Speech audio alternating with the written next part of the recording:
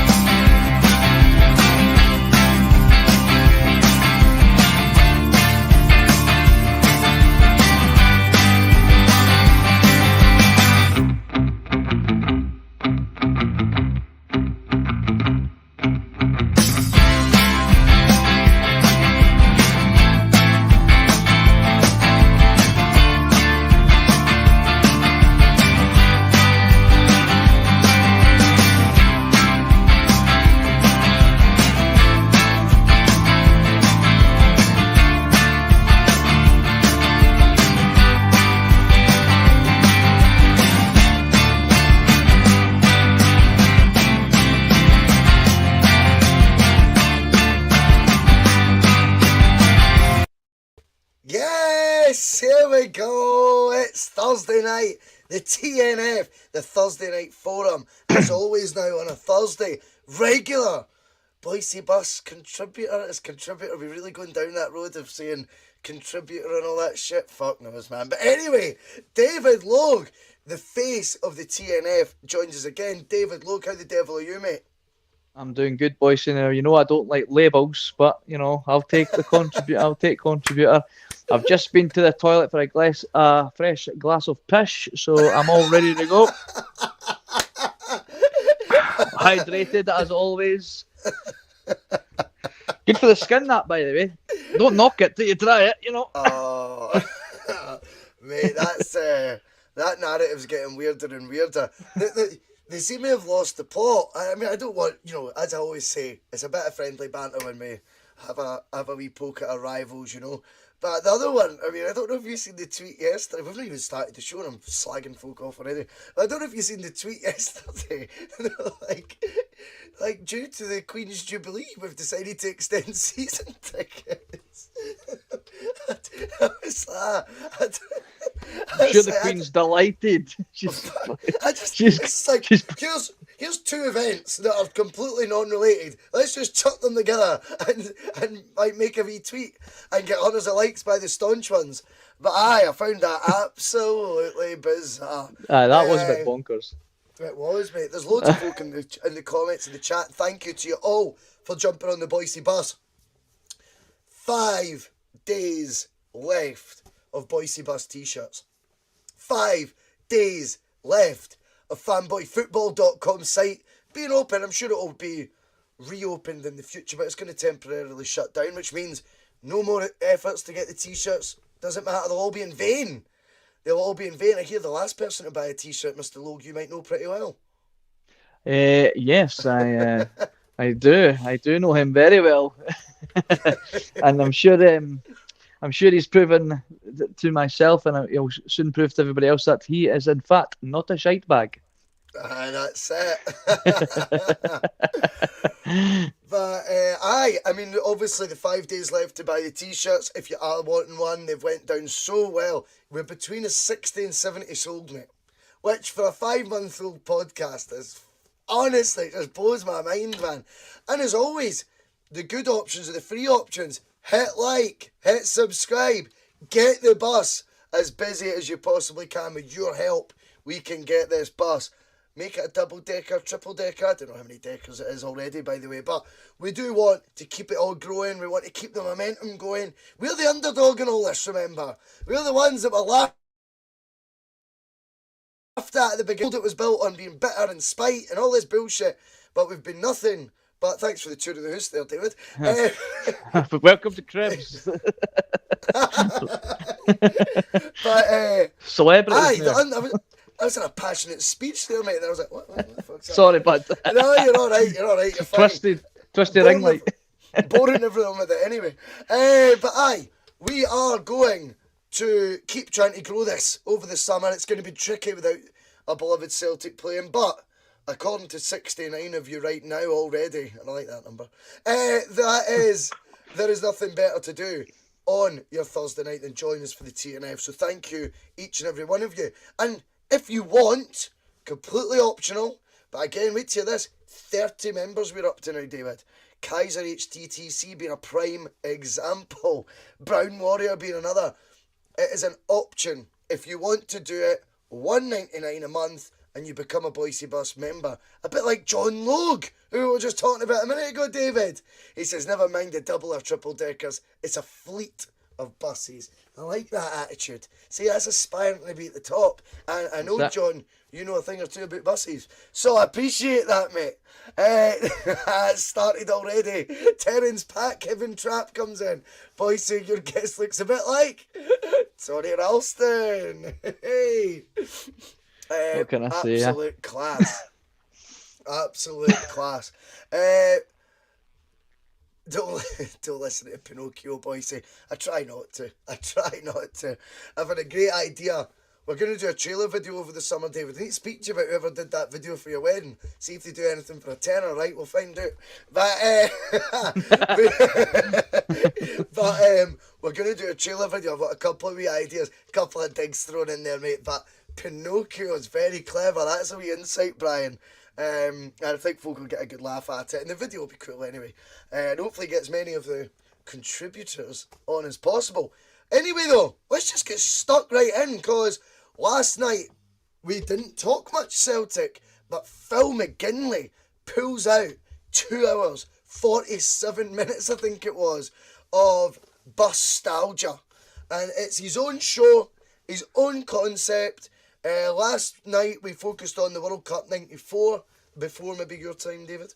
And then for a lot of other people, it was peak footballing brilliance at that time, you know, with the strips that were unbelievable, the characters in the game at that time, the perfect tens, if you will, that Phil highlighted so well last night. We spoke about culture, we spoke about music, what was big in the news, champions of other sports like Stephen Hendry and stuff like that. It was good chat last night. I mean, don't get me wrong, I'm amazed I had a voice today after 2 hours 47 minutes, mate, but we thoroughly enjoyed it, and well done again to Phil, because that was the first time he'd hosted. You're the only other one to have hosted a show on that, and you know, it can be a wee bit daunting, but both of you have took it in your stride. Did you watch any of it, David? Have you caught up with any of it? He did well, didn't he? He did. I've not, being honest, I've not managed to finish it yet, because it's Phil Marathon McGinley here. That's what his nickname's going to be now, Phil the Marathon McGinley. Brilliant. Just keeps running for days, and by the way, what an effort! From what I've seen so far, he's what a man, what a legend that is Phil McGinley, and that word gets thrown around way too often, but that's exactly what he is. I've really taken a Phil, and I know the rest of the bus have too. And I can't wait to finish the show, and can't wait to see the next one as well.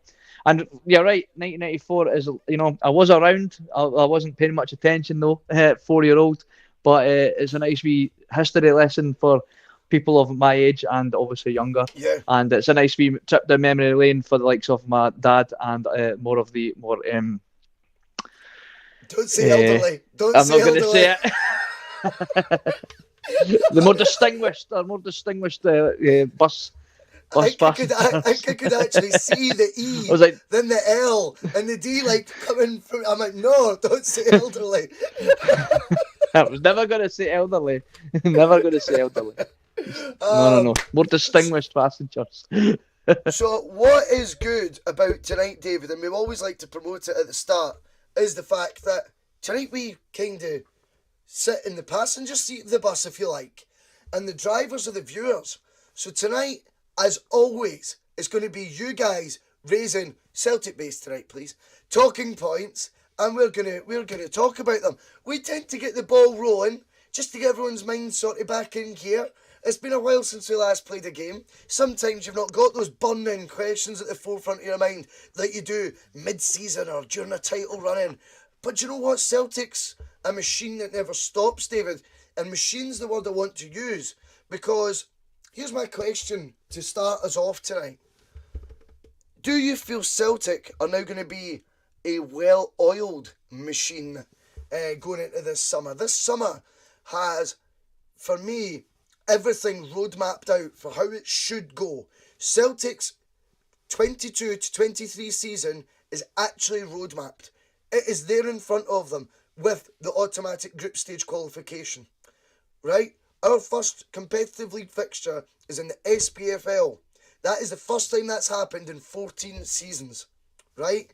We know we are in the group stage. We know what revenue the club's making. We do not need to hedge bets on any of this, David. We know what players that are already there, i.e. Jota and CCV, where their heart lies and if they want to stay or not. Now, what we want to see is this summer being this, for me, would really prove Celtic's moved on again. And they've got the bit between the teeth again. And that they really are actually backing this top manager that we've got in place right now. And what I mean by that is Celtic have to do their business efficiently, get Ange the targets that he wants. They have to be ambitious.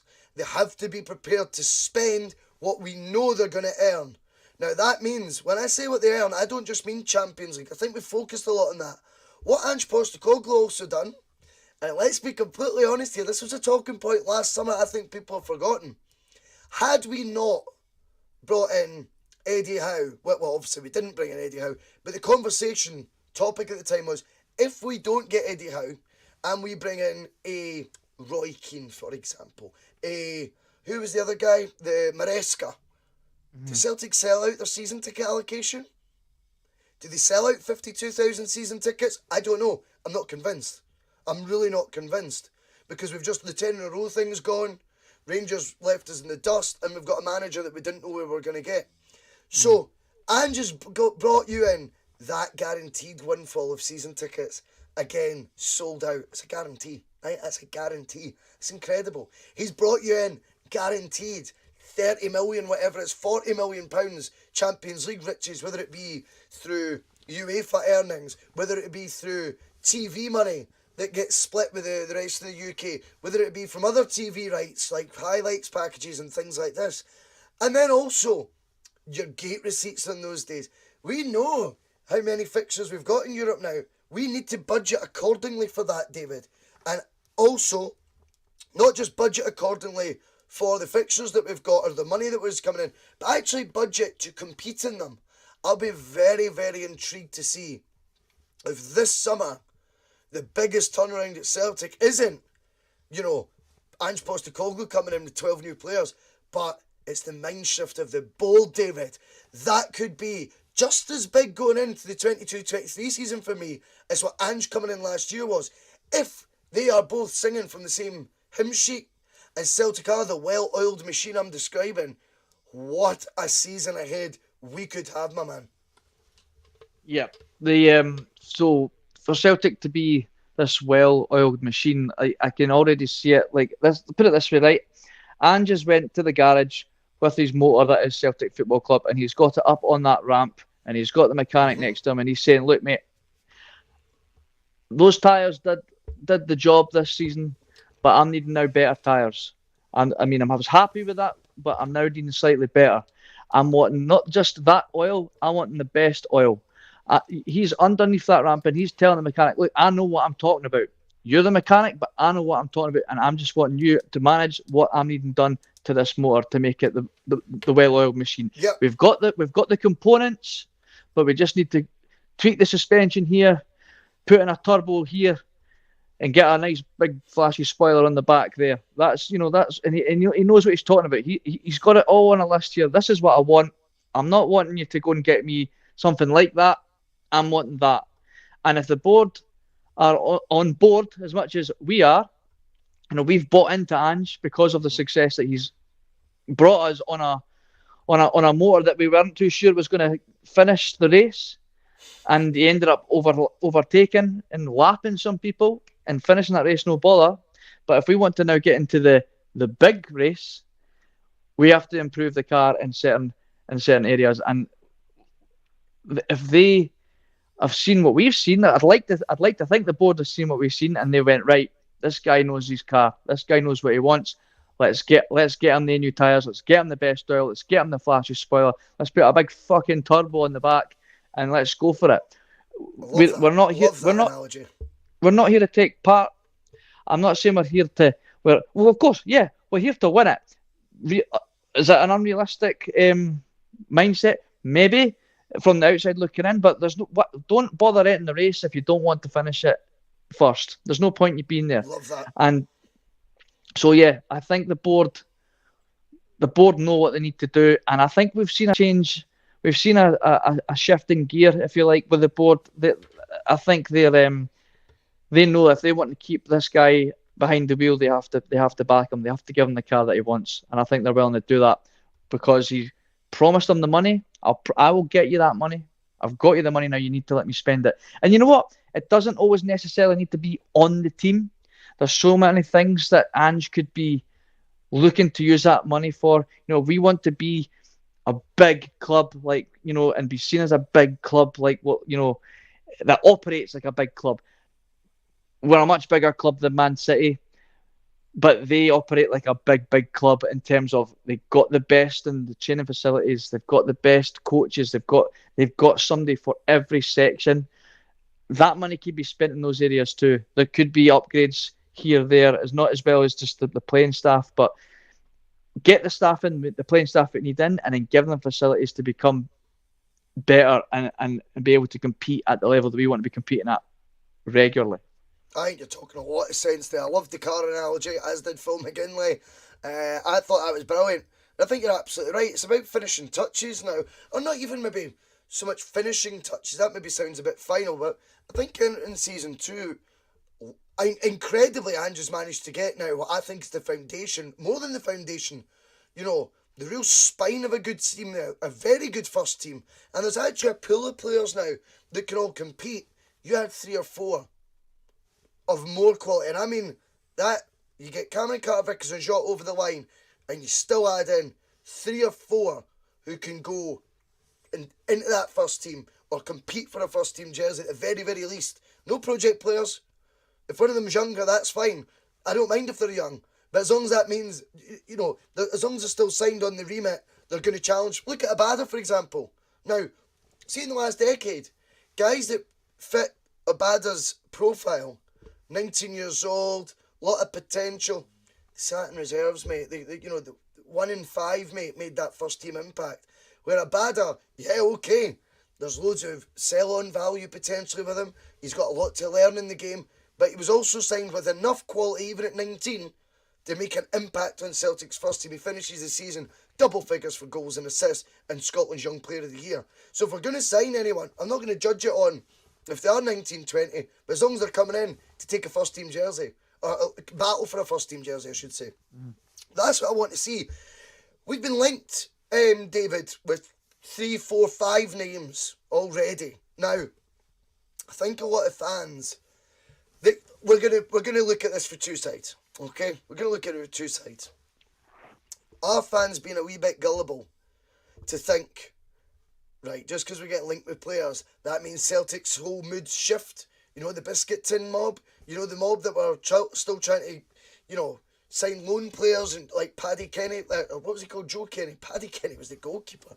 That John Joe Kenny last January. They were signing loan players even then when we were in the shit. Has that board really turned full 360? Really? I mean, just because we've been linked with a few names, at the end of the day, no one's been brought in. The 2 loan players haven't even been made permanent yet, despite all the noises that they want to. That's just one side, though, of course. The other side is Ange has proven in January. This is how he does business. He wants it done early. He wants it out the road. He wants his squad settled. And he doesn't want any upset to get in the way of what will be, of course, that he didn't have in January, his pre-season break. But Ange knew, the same way he's going into this pre-season's crucial, that Ange has all his players there. Ange knew he had to have all his ducks in a row, mate, going into that title tilt after January, because he knew there was 3 more games against our rivals for the title. He knew we were within touching distance, but he knew the only way you can get 3 guys coming from Japan to settle in by the time the fixtures kicked in at the end of January, early February, was if they were in for the 1st of January, and they then had that 3-4 weeks adapting. I think that's where I'm getting encouraged. Here's another way of looking at it though. How many names were linked with Celtic over a consistent number of days, weeks, that actually joined Celtic in the last 2 windows? None. They all seem to be sprung on us, and within 24 hours they'd signed, and you'd heard of very few of them. And that tells me that I think we could be in for a summer. You see, potentially, I think, as many as 50 names linked with signing for Celtic, because I think Ange might just have the media on strings, Mr. Logue. See, the thing with the media, right, is everything has to be, they have to be first at everything. Now, people have probably seen this on Twitter, and it's completely nothing to do with football or Celtic. Okay. But you might have seen Denzel Washington being interviewed about the media, right? It was doing the rounds. I thought it was brilliant, and he was totally bang on, as usually Denzel Washington is. Denzel Washington being brought up on a Celtic podcast, I know. However, what he said was, the problem with the media now is they have to be first. It doesn't matter about being right. They have to be first. They have to get stuff out there because they want to be the paper or the media outlet that has people clicking on their site, reading their papers, whether it hurts anybody, whether it derails anybody, or whether it destroys people's reputations, or it just, it's just for what they don't care, right? So what Ange has done is he's not given the media anything, because he can't be fucked with that media. The way he was brought into the country, the way they acted towards him, he's got no time for them, right? And the thing, what Ange is a respectable enough guy to give them a wee bit of time, but he likes to get his wee digs in and stuff, which is brilliant. But because they're not getting anything for Ange now, they just have to fill their papers and get us Celtic fans to click on their websites by just telling the world that we're going to go and sign this guy, and we're linked with that guy, and we're going to be linked with this guy. And what about that guy that probably doesn't even exist? Just so we click on that page, click on their site. That's what's going to happen this summer, because he's not going to give them anything. And it's like what happened last summer. They're just going to throw anyone out there so that might, he'll fit Ange's system. So just throw him in there, and we'll get all the City fans talking about it. And in reality, Ange's sitting there going, who? Forget about that guy. I'm bringing in Hatate, Maeda, Ideguchi, all in a winner, and yous are going to be scrambling all over the place to try and find out anything they can about these guys to get it out there. And they'll probably be wrong about that as well. Well, Sean the Mac seems to completely endorse what you're saying there, David. Ange will have his own targets. And do you know what? Again, as well, which is really incredible, when you look at Celtic's transfer record, I think since the millennium has been pretty good in a lot of areas. The noticeable cock-ups, I think, are really noticeable, because obviously there was a huge volume of players signed, particularly under Lennon in his first time round. And then there was like a completely lost transfer strategy under Ronnie Dyla, where he wanted to coach youthful players that were hungry and willing, like Stuart Armstrong and Gary Mackay-Steven, who got him for Dundee United, and he was being given Carlton Cole and Kazim Richards. And then under Brendan Rodgers, I thought he got a couple right. And then you have Marvin Compper, And then you look at Postecoglou's strike rate right now. And the fact of the matter is, I think whether we know who the player is, whether we've heard of them, whether we've not, the one amazing thing that Ange has managed to do is we've all got complete belief and faith that whoever it is he does bring in, there's a good chance they're going to work out. Why? you may ask, because it's not about an eye. You know, like the saying that, oh, you know, you got an eye for a player or that, mate, or you know what I mean. You've got a knack for signing. Everything he touches turns to gold. I think he signs folk to make them want to come to Celtic. I know I've said this point before, but I think it's so important. Ange sells Celtic to players. He doesn't sell the EPL next to players. He sells Celtic to players. So the attitude in the players when they join is they want to run through a brick wall because they're at the place where they want to be. The fact the manager's inspiring them as well is more the football side of it. But I think the psychological side of signings that Celtic now make has changed again. It is back to being, you're the lucky one coming to sign for us. You're the lucky one. You don't know how big this is. And we're not even mentioning moves down the line. We're not even talking about it. We're not promoting Celtic as that anymore. Stepping Stone FC is a thing of the past. Of course, group stage football guaranteed for the Champions League only strengthens your case if trying to convince someone. However, I also get the impression Ange will not be wasting time, David, begging players to join Celtic. I think he will move on pretty swiftly. I think Ange Postecoglou is a wise old fox, and I also think he's got a very good perception of football clubs as a whole and where their place is in, you know, the grand scheme of things, shall we say. And I'm convinced he looks at Celtic as a sleeping giant in that, right? In terms of their European profile. I think he looks at it and goes, well, how come this club's that famous yet? Haven't won a knockout tie, for example, in Europe in 14 years. Or how many years? More than that, 18 years or so. 18, I think. And he'll be looking at that going, well, that's weird because they're still world renowned. Imagine if they were achieving in Europe with that reputation that still seems to remain a constant throughout. I think that's what he's seeing. But we will go on to comments, David. I'm going to get your thoughts on a few of the comments that are coming in. Paul McFarlane just sort of agreeing with us there as well. He's saying, you know, he wants to sign players at Celtic, want to be there long term. I totally agree with that. And so it should be. We shouldn't be as fans. Like, it's hard to invest in a player that you know already has one eye on their next move. And how can that player put their all into what they want, you know, what they want to do for Celtic and what Celtic want to do for them if they've already got their eye on a potential move to Aston Villa or Crystal Palace or Southampton? You know, look at Riley McGreeve, for example. Ange made it pretty clear. Yes, he wanted him because he knew who he was. He knew he would fit his system. He spoke to him, and if he even hints at a little bit of hesitation, Ange is already on to the next target because he doesn't. Ange, I think there's a little part of me that thinks that believes that Ange knows, and he's made it quite aware actually, that how lucky he is to be the manager of Celtic Football Club. He's not looking at Celtic to be a stepping stone. So if your manager isn't looking at Celtic as a stepping stone into the Premier League, then I think, you know, lead by example. Like, I feel privileged to be here. I feel privileged to manage such a prestigious, successful, ginormous club like Celtic. You should feel exactly the same about wanting to play here. We're lucky to be here. I'm fortunate to be here. And if my contract comes to an end and Celtic no longer want me, that's when I'll leave. I will leave Celtic when they no longer want me. That's what I think Ange has got a mindset of. And the time might come that a club down south does approach Ange, but I genuinely believe that Ange wouldn't look at a club that he knows for a fact is not a bigger club than Celtic Football Club. They'd have to be a pretty big club, I think. I don't think Ange wants to go and manage a mid-table to a relegation fighting Premier League side, because that's not going to fulfil Ange Postecoglou. He's a serial winner. He likes winning things. He doesn't want to. I'm sure he probably does have ambitions to manage and say managed in the Premier League. I'm sure.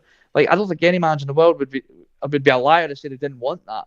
But he's not going to compromise that to go and possibly manage a club that's fighting relegation, and he knows he's only got 7 games to save his job. And that's him. He's just lost a great gig at Celtic that he's loved, and he's privileged to be at.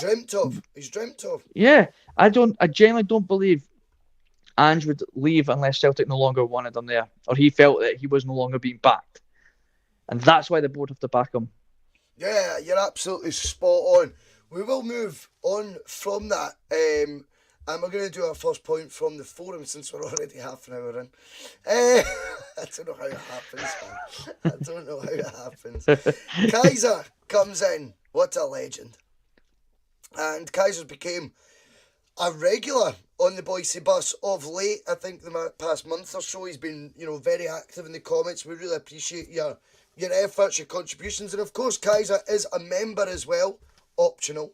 There's 111 right now watching live. Not bad for the close season, Mr. Loge.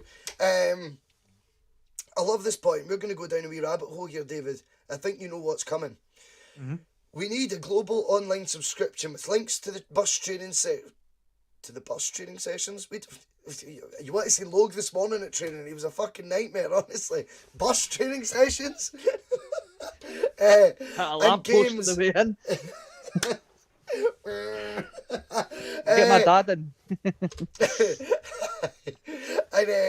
And for training sessions, games worldwide, total Celtic coverage for a £5 a month, and it would access countless of millions for Celtic. Well, Kaiser. Around probably over 12 months ago now, probably 13, 14 months ago, on the other lot, I was on that and I pitched the idea. I got looked at like, World Wrestling Entertainment, what is this? And I was like, you don't know what the app is, but the WWE Network is an app. And I can explain it briefly to you, so you don't know what it is, by the way. And basically, it gives you instant access to all of WWE's PPV events as a subscriber. You get them for free included. You have all the live shows going on, slightly delayed, i.e. like the matches would be, because we'll have a TV rights deal that we'll need to fulfill, but then the match goes on. But they've got exclusive different shows. Now here's where Celtic could think outside the box, David, right? And you're going to love where I go with this. Mm-hmm. Imagine the Josip Juranovic podcast, and it's just 20 minutes him with another player, because he's got that character, and it's exclusive on the Celtic app. You think that wouldn't work? Of course it would work. It's golden. Then you could have someone like Joe Hart in safe hands. That's what you would call it. And it could be him pulling out guys he's played with from down south and doing a wee sort of screen, like just a StreamYard chat, with the two screens. And them going, what's it like up there? And Joe Hart does it each week because he's played with some of the best players we've seen the last 20 years. Imagine it. And he'll still be able to call in those favours. That would be cool. Then, here's the beauty of it for me. So, yeah, you've got exclusive interviews with Callum McGregor, that he does his press conference and he does his exclusive one for the Celtic app. Stuff like that, and Ange Postecoglou content and things. But Celtic over the last 30, 40 years have had season review videos out. Then it became DVDs focused on individual players. Then it was like the Road to Seville, things like that. And I'm thinking, like the WWE Network has, you just simply go to the archive and you can select your season. Imagine being able to scroll up and down, David, right? And within that season, you've got full match of as many league games as were recorded at the time. Let's say it was a recent season, you'll probably have them all, every single game. You can watch the full match or the highlights, right? Or you can watch the DVD that came out that year, talking about, say it was the Lubo Legend one, say it was 2001 or whatever, and you've got, these are the individual DVDs that came out at the time. One tap, suddenly you're watching that on your phone, bounce it onto the screen, and they're all in one place. You're not trying to upload videos onto a hard drive to try and watch these old things. They're all there in one little place. Exclusive content, podcast, moving it to the future.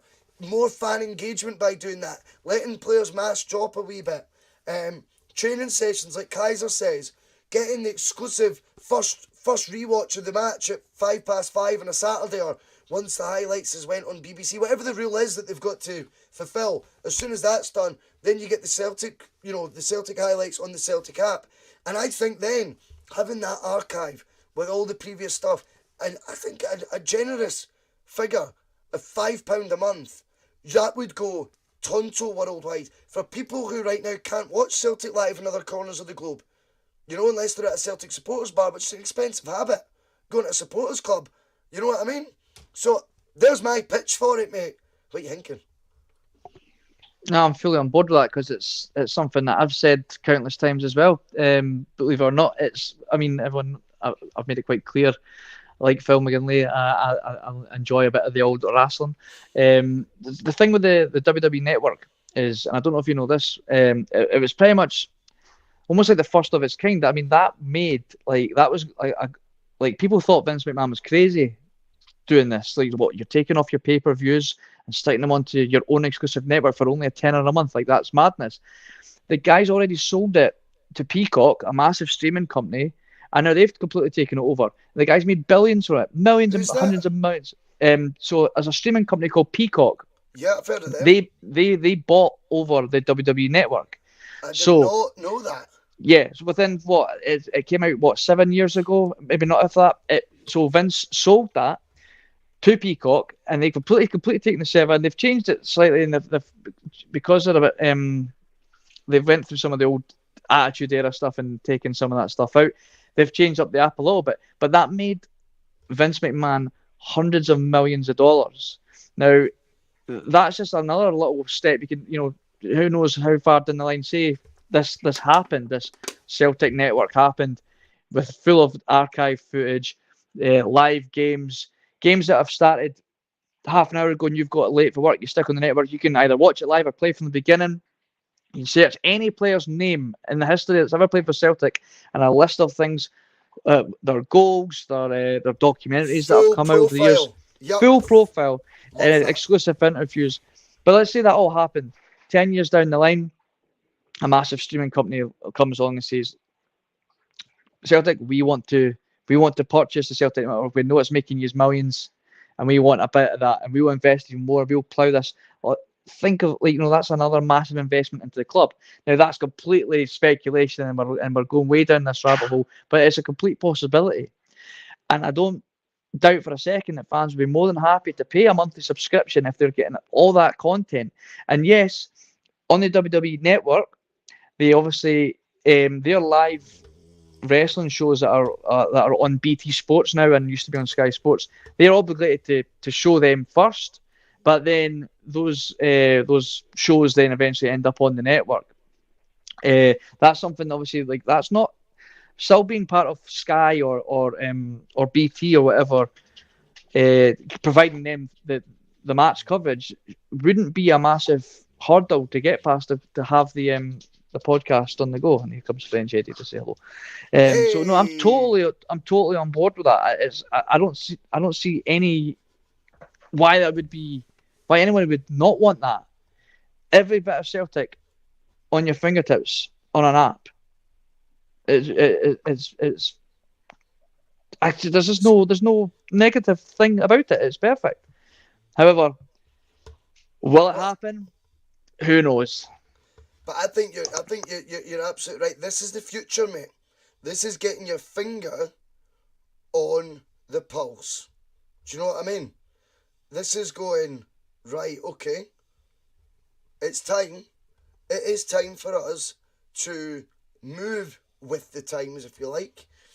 And it's time for us to make the most of the brand. That's what I think it was Sean the Mac was saying. He's like, the brand's huge. It's there. It's there to make the money. Teresa Lyle-Foe comes in. It really is a no-brainer. And thank you, as always, Teresa, for jumping on the Bhoycie bus and being a member. We do appreciate it. And I like this for James Maguire. It's more short-termism, this. But it was brilliant. I went to the Celtic Festival. I don't know if you went, David. It was great. It was light-hearted. There was loads of different stuff. Trying to play the football table tennis thing is so hard. It's so hard. You've got to have right good techers and not be wearing jeans as tight as mine, I tell you that for nothing. But they had the double treble bus in the centre of the SEC. You could go on it, walk up the top. I got my photo taken with the 3 trophies.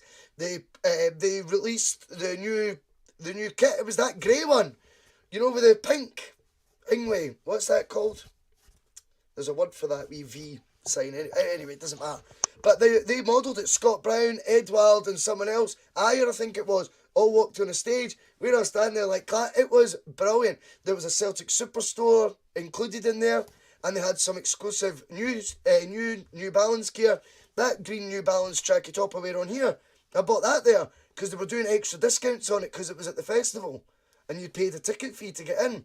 There was like you could do penalty shootouts for the kids and stuff like that, and I'm like, that again was when everyone was feeling very positive. Again, I think that was after Brendan Rodgers' second season, and that was, I think we're close to that again.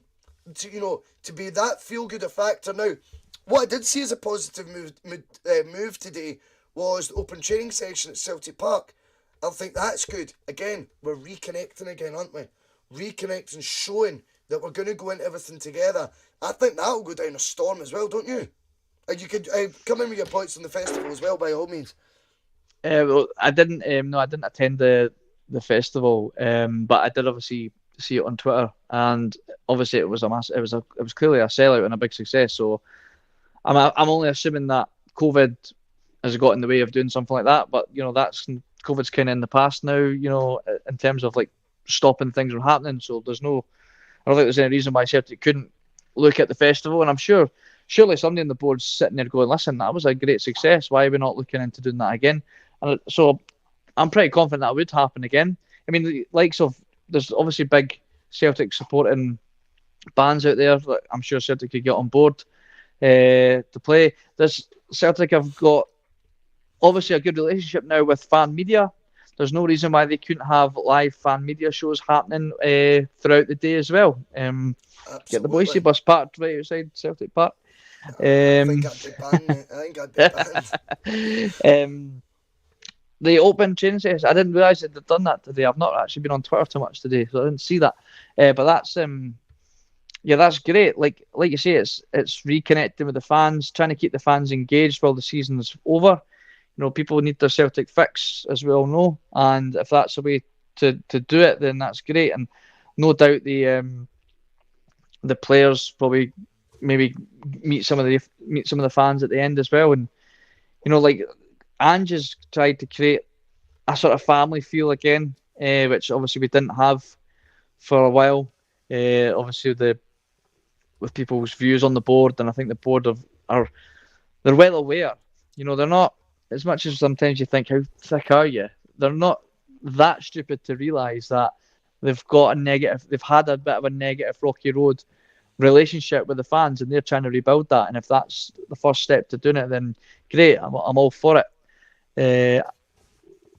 We just need to keep this positivity going and try and block out a lot of the negative stuff that has been happening over the last couple of seasons, because once we've put all our focus and positive energy towards what's happening on the pitch, that's where we started to see the success again. Players look at it last season. Even though the fans weren't in the stadium, they knew from the outside looking in there was a lot of negativity towards where we were playing, the results, and obviously we were starting to lose, concede goals and a bit of pressure on. I think even though we're not there, the players were they could feel that negative energy towards them, and that caused a lot of, what it's like. You can get nervy, and that's where mistakes happen. Now that we've got this positive energy getting projected onto the pitch, there's a bit of a swagger when we're playing, and I mean, we didn't lose a game since that Livingston defeat, and if we continue to do that, that's where the results are going to happen, and we need to just keep that going into the next season. Talking a lot of sense again, David, mate. Going to come to this one again. Obviously, we're talking about right now of other ways and means to help what is already a healthy revenue that Celtic can generate. They reckon, by the way, as well, I was reading today or yesterday that they think this is going to be record turnover ever. Going into it, they think, yeah. So it'll be breaking that 100 million barrier again, and then some. But there's always ways to grow. The businesses don't stop. You run your own business, David. I know it's maybe not quite the size of Celtic, but the fundamentally the point is still the same though. You keep trying to push it. You keep trying to think of different ways to generate interest, to generate revenue, and get your business continuing to grow. That's what just being engaged. Just engagement is so important. Even in my business, we went through a period at my work where we were really busy to the point where I didn't really have much time for my engagement on social media, and you just kind of like you kind of fall away from it, and you're well aware, by the way, you're not. I don't believe that that people in business aren't aware that that's happening. Yep. But then once you go, oh wait a minute, I need to make sure that we're keeping the people that maybe aren't necessarily coming to the shop, that haven't been able to get into the shop for a while, or maybe they're just kind of like that. They've just kind of put their hair to the wayside. They're not so fussed, and then a wee message. They go on their Facebook and see a wee bit of engagement from me, whether it's a bit of light-hearted banter with the Europa League. I was quite having a bit of banter with my Rangers fans, supporting fans, clients on that, and that got an engagement in, and they're wanting to come in and have a go and have a chat with me about that, and even just seeing that going, oh shit, yeah, I could do with a haircut. It's the same with like something like Celtic. If we're not engaging with the fans through social media, especially through close season, some fans, especially with all the stuff that's going on in the world right now and all these worries, they need that Celtic engagement to kind of keep them feeling positive, being a part of the club, and just focusing more on that kind of stuff. So yeah, we just have to. Engagement is so important. I know I'm rambling a wee bit, but my point I'm trying to make is just the club have to engage with us, and we have to make sure that we're also engaging with the club. I think you're absolutely right. Now, there's loads of different ways of doing that, David. I want your thoughts. A lot of comments have came in. I've tried to bring up as many as always. We can't read them all out, do you know what I mean? But we're bringing up, and as always, we love this on the bus. It's your engagement on the Thursday night that keeps this show running. Here's one that loads of people have mentioned. Expansion of the stadium. Paul McFarlane was the first to bring it up, I think, and then several others have since. Where do you stand on that? I'm going to give you my take on it, and again, as always, I like to play devil's advocate. So, still as gassy.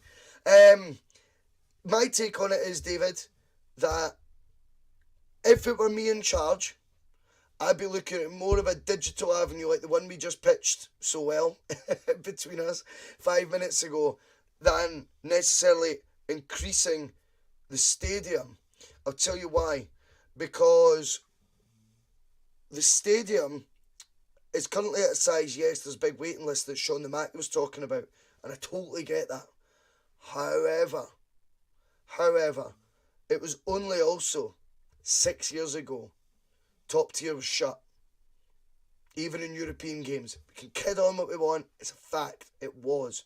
Now, prior to that, yes, there was many years of, full stadiums. But I remember even towards the Neil Lennon's season where we beat Barcelona.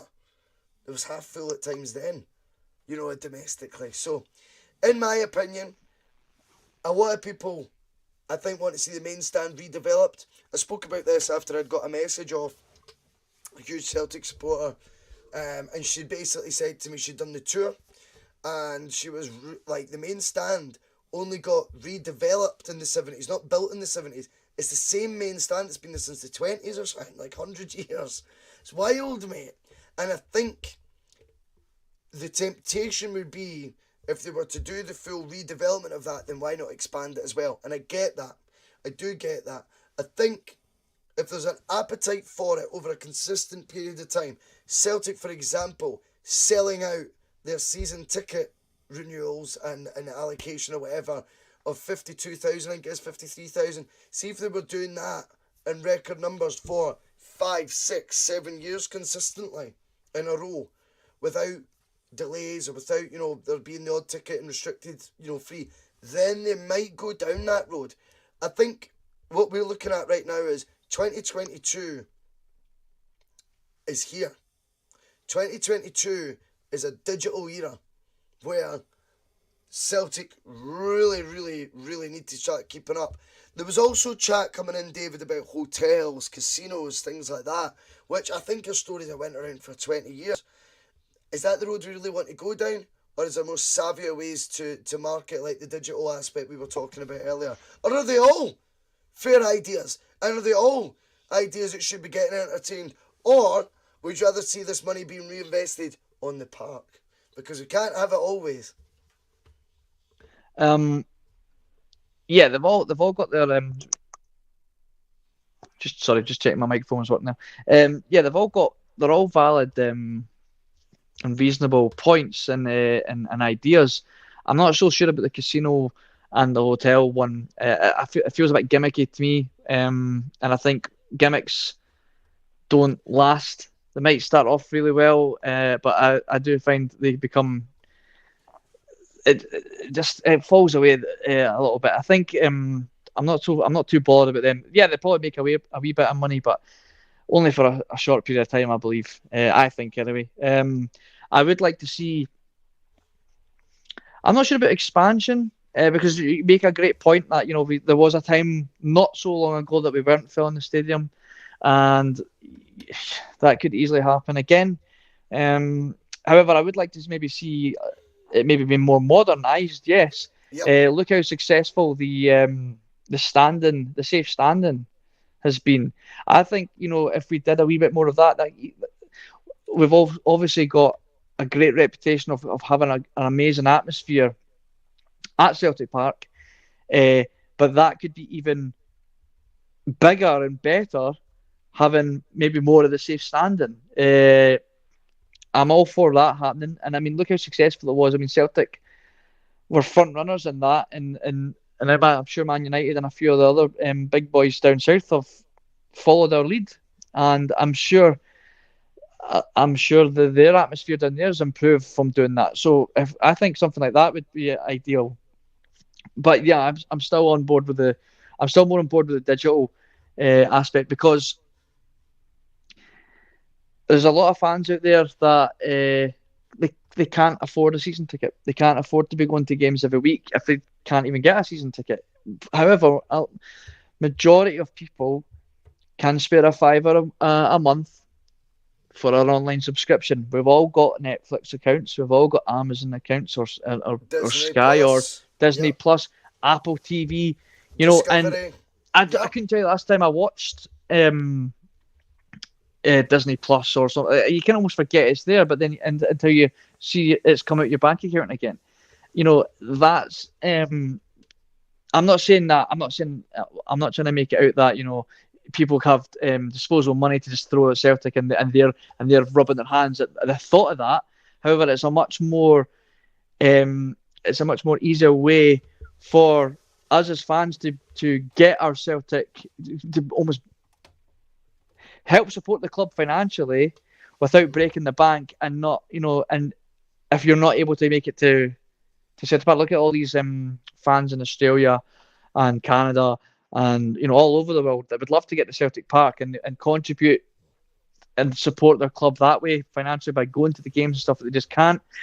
Having an online subscription like we talked about earlier, they can do that. There's like I said, there's thousands of different things you could do on that network. I like the point about the tours of Japan and Australia. Now, when we were meant to be having the friendly game in Australia in the next season, or is it? It's next season, isn't it?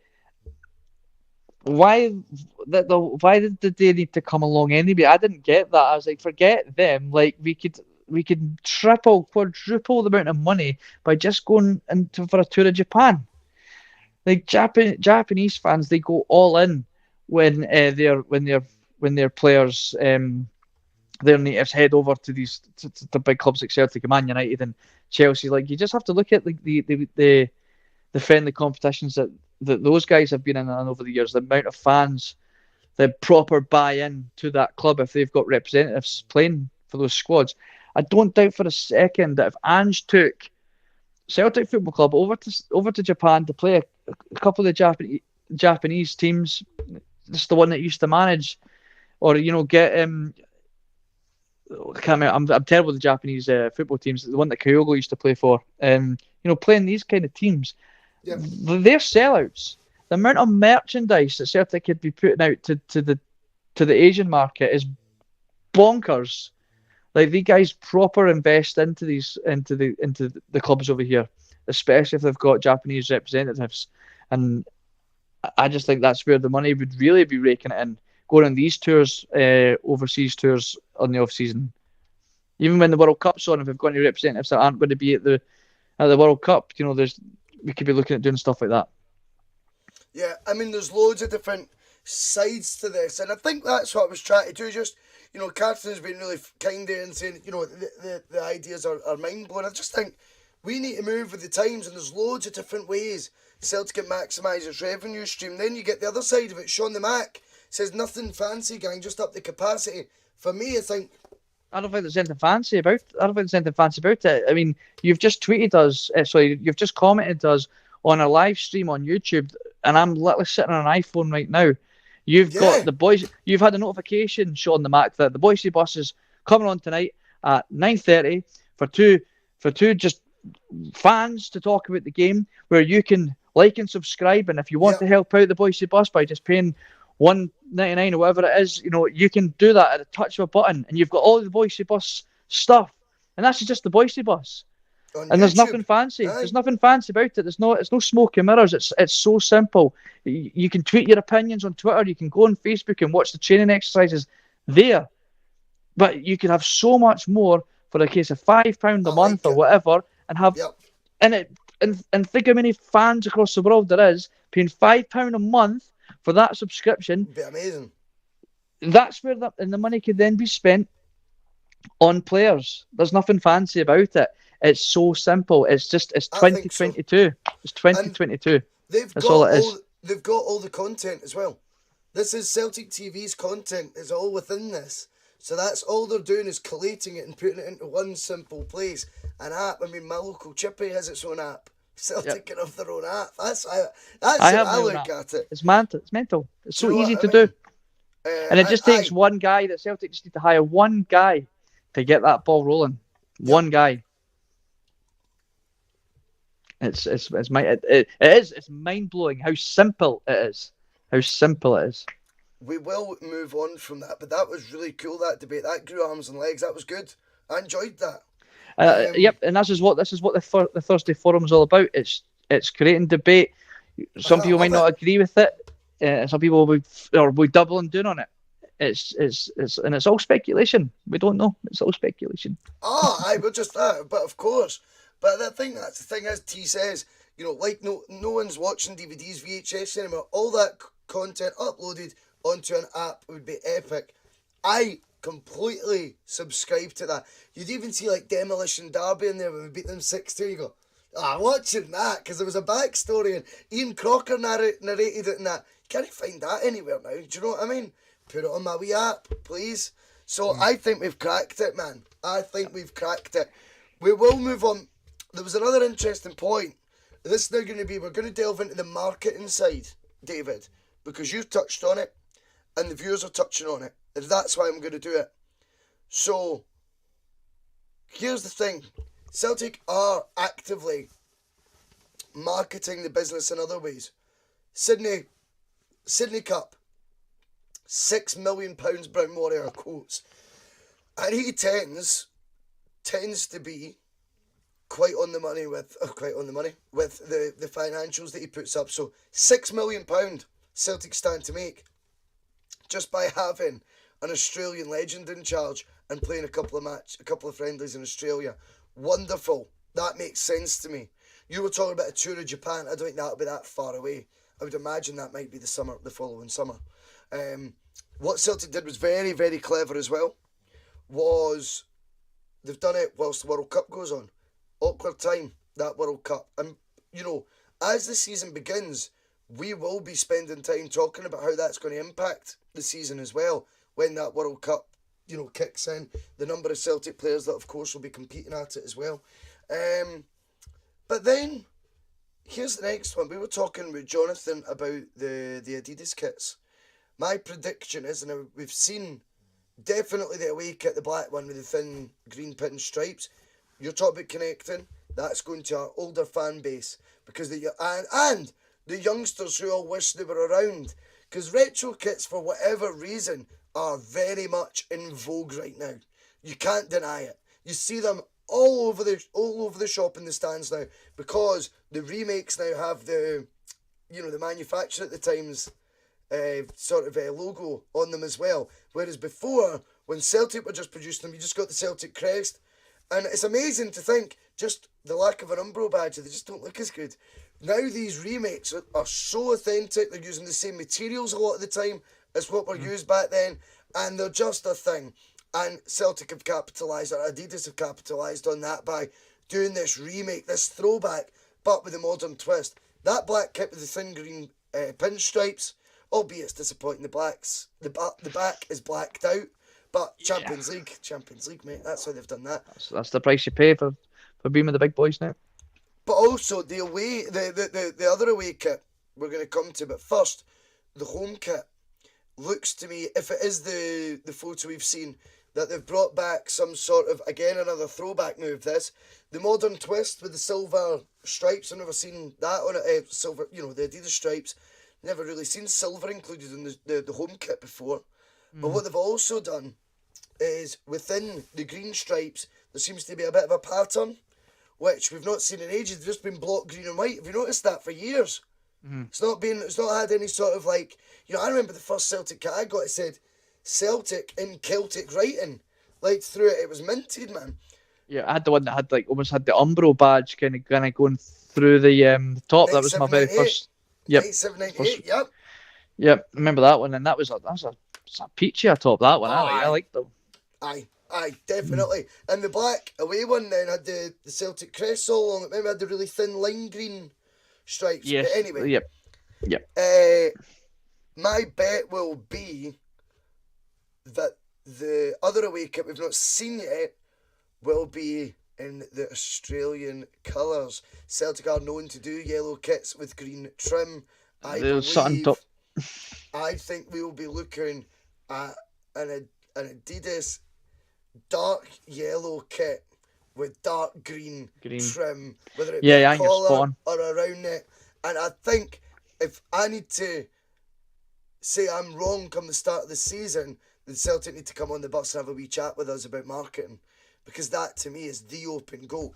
I know from the tiny numbers we get on the bus compared to the amount of people that know of Celtic around the world, but I've got the demographic statistics of who watches the bus.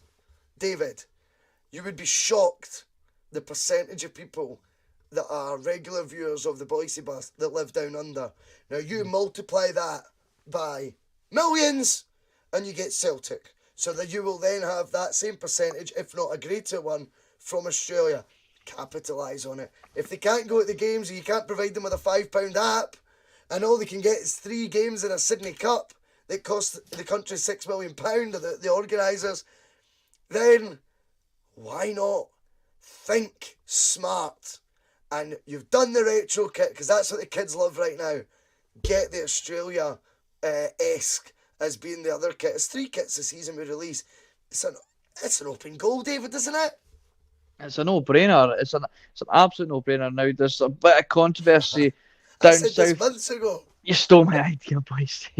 There's a bit of controversy down south just now because of the Newcastle away kit. As apparently, I've not seen it, but represents the Saudis' national kit. Now, controversial, yes. Smart, yes. Because they're going to get a lot of money from that side of the world investing into buying that top, and they'll be able to use that money with no problem, financial fair play or not. I'm sure they could use that money because it's been bought in through merchandise. It's not just been an investment somewhere. And Celtic, less controversially, can do that with Australia, no problem at all. We can't do it with Japan because there's far too much samurai blue in their home kits. But they can certainly do it with an Ange Postecoglou's Australia. And it's, we've had tops of that colour before, so that it's nothing new, and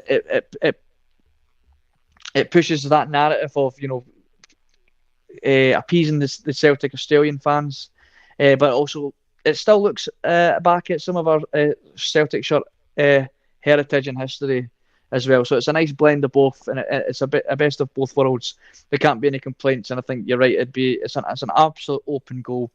There's no danger, and whether it would be the Celtic badge, the crest, or if it's going to be the clover that they've done for the last few tops, I think either would look pretty good. Yeah, I think it would be really, really smart. It's clever. Definitely. And what we're saying, I'm actually saying it's clever. Do you know what? It's not. It's common sense. It's just, we're going to go there, pay homage, 1 out of the 3 games, wear that away kit. We never stop written in the collar. In the inside of the collar. I Yep. mean, if they've not got that sorted, I give up. A quote that Ange used at the Scottish Cup. I don't know if you've seen the footage. Like they released of him. It was either the beginning of the game or half time. It was of like, you know, you're standing on the shoulders of those that I can't remember the exact quote. Do you know what I'm talking about though? Like you're standing on the shoulders of those that have already done great things for this club. Just get something like that written in the inside. Yeah, even round the crest. Just there's so much you could do with it. Yep. Remember they did it with the one of the Nike ones. I'm sure it said "football with the fans is nothing" on the inside of it and that. So it's there to be. These are, you know, you don't want, you know, teach your gran how to suck eggs and all that, but at the same time, Celtic, if you are watching, you Use better an egg. have all this. Get fucking sucking. If you've joined the podcast now, I just want to say we were talking about the football and nothing else. My MT comes in. He says, "How popular is football in Oslo? Aussie rules and cricket are more popular." I think they reckon that stadium that Celtic are playing the Sydney Cup in has sold like 60,000 for each Celtic games already. So There's a lot of British people live out there, and you know a lot of Greek. There's so many different nationalities live in Australia. They've got, you know, they enjoy their football. They do enjoy their football. Are they any good at it? That's debatable. And maybe that's why they don't. We get the idea that maybe it isn't as popular over there, but I think it's a pretty popular sport over there. I think it's a pretty popular sport. Let's be honest as well. The fans are that invested in Postecoglou as well. Our chance to pay homage to the country of his birth, his country's colours. It'll sell more here, of course, in Australia. It'll go nuts to think you've got a Celtic shirt in the colours of, you know, the Australian national team's jersey. Oh, it'll go, like, it's a no-brainer to me. It's just, that'll happen. And loads of Australians will buy it as well. John Logue, standing on the shoulders of those that have gone before you. I think that was the quote. That's the quote, yep. That's the quote. Pacho's quoting Einstein, as is Kaiser. I know Andrew's a genius. I don't know if he's quite up there. But yeah, I think there's been, even between Celtic's Twitter account, you know, to dumb this conversation right down, I think there is more of an understanding of what the fans want. There is more of a connection there, and I think they seem to be more in the know on, you know, Finger seems to be more on the pulse with the Celtic fan base and what their needs, wants, demands are right now. Likes even. What is they like? Celtic seem to be now sort of getting back into a term where, we know, because we're with you. There's no us and them anymore. That seems to be sort of ending. David, that has been an hour and 10 minutes. We're going to call it there. I know we could talk all night. It has been brilliant. I don't want to bore people too much. We've went down a completely different avenue than I thought we would. It's been great though. It's been amazing. Loved it, mate. Loved it. Yep, it's brilliant.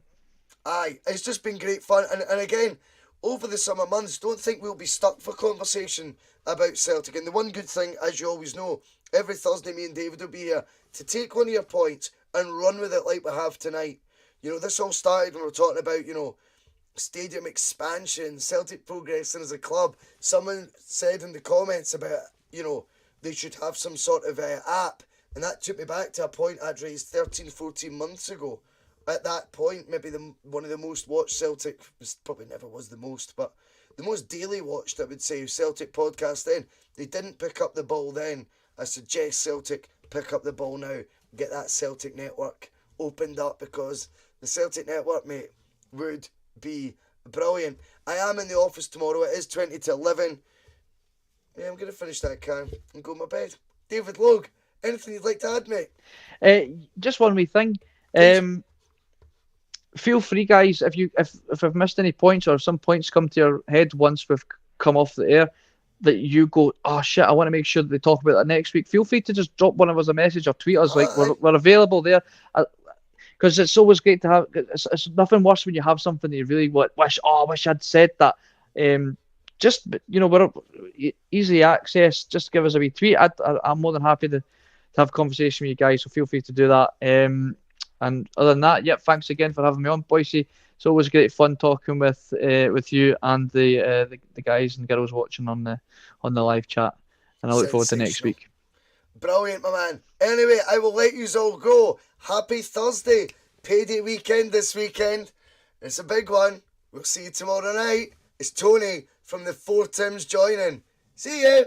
Some of his comments about me deliberately trying to cause controversy. Well, I work in the media now. And you've got someone sitting there next to you who's an embarrassment to the media profession. He's an apologist. He's a charlatan.